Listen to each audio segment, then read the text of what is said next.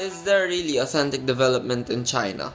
I think there is authentic development because we could see that they embrace all religions. The government isn't really strict as long as there's no propaganda against the government through the religions. So I think authentic development is present in China because they let their people explore what religion they want to choose and what they want to believe in.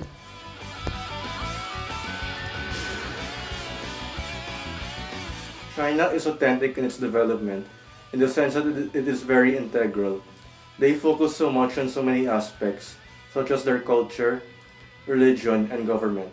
In terms of authentic development, I think that Beijing is not doing too well because although it has all these developments in terms of architecture and international development, it still fails to have integral development, the development of the personal lives of the people. China has always been one of the fastest developing countries, not just in terms of economy, but as a whole. While our stay in Beijing, you can see this kind of development. You can see China open to different kinds of religions.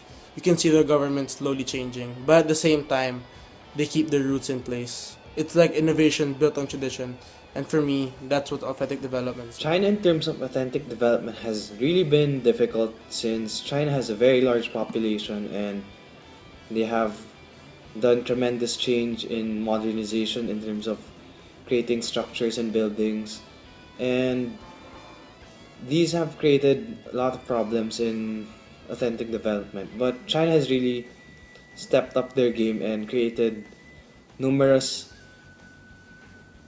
campaigns to improve it.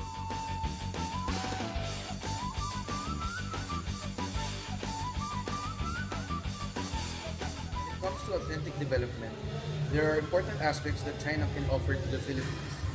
Based on their transportation system, I believe that the Philippines can imitate and or improvise their transportation system just like how the bus and train station works in China.